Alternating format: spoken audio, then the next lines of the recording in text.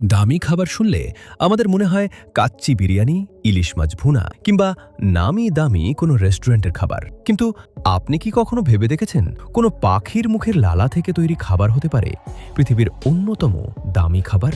শুনতে অদ্ভুত এবং কিছুটা অস্বস্তিকর মনে হলেও এটি বাস্তব।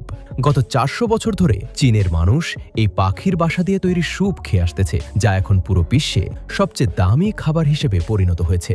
আজ আমরা জানব প্রকৃতির এক অদ্ভুত বিষয়, পাখির লালা দিয়ে তৈরি স্যুপের গল্প। বিশ্বের সবচেয়ে দামি এবং শৌখিন খাবারের তালিকায় রয়েছে পাখির বাসার স্যুপ। এটি মূলত তৈরি হয় দক্ষিণ পূর্ব এশিয়ায় পাওয়া সুইফট নামের এক পাখির বাসা থেকে। তবে মজার বিষয় হলো, এই ভাষা তৈরি করতে পাখিটি কোনো খড়কুটো ব্যবহার করে না, কেবলমাত্র নিজের মুখ দিয়ে লালা বের করে সেটি দিয়ে নিখুঁত বাসা বাঁধে। রোদ এবং বাতাসের সংমিশ্রণে এসে এই লালা শুকিয়ে শক্ত এবং সাদা রঙে পরিণত হয়। এই পাখিগুলো তাদের বাসা নির্মাণ করার জন্য বেছে নেয় অন্ধকার এবং পাহাড়ের মধ্যে লুকিয়ে থাকা গুহা।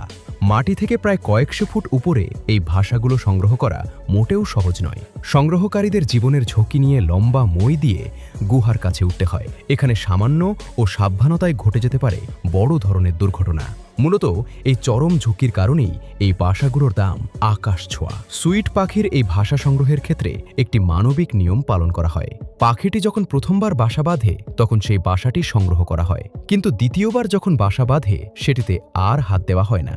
দ্বিতীয় বাসাতে পাখিকে নির্ভয়ে ডিম পাড়তে এবং বাচ্চা বড় করতে সুযোগ দেয়া হয়, যাতে করে প্রকৃতির এই বিরল প্রজাতির পাখিগুলো বিলুপ্ত হয়ে না যায়। চীনদের মতে এই স্যুপ যেমন সুস্বাদু তেমনি পুষ্টিগুণে ভরপুর। বলা হয় এই স্যুপ প্রতিদিন খেলে শরীরের উজ্জ্বলতা বাড়ে, রোগ প্রতিরোধ ক্ষমতা বাড়ে এবং আয়ু দীর্ঘ হয়। ভাষাটি যখন গরম পানিতে চুবানো হয় তখন পাখির লালা দিয়ে তৈরি সেই ভাষাটি এক অনন্য স্বাদের স্যুপে পরিণত হয়। যারা একবার এই স্যুপের স্বাদ পেয়েছেন তাদের মতে এটি বারবার খাবার এক অভিজ্ঞতা।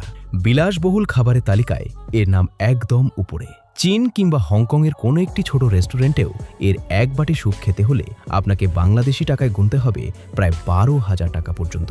বাজারভেদে এই বাসা মূলত দুই ধরনের হয়। সাধারণ সাদা কালারের ভাষাগুলোর দাম প্রায় $২,০০০, কিন্তু সবচেয়ে দামি হল লাল রঙের বাসা। এই লাল রঙের বাসার ১ কেজির দাম প্রায় $১০,০০০, যা বাংলাদেশি টাকায় ১২ লক্ষ টাকা।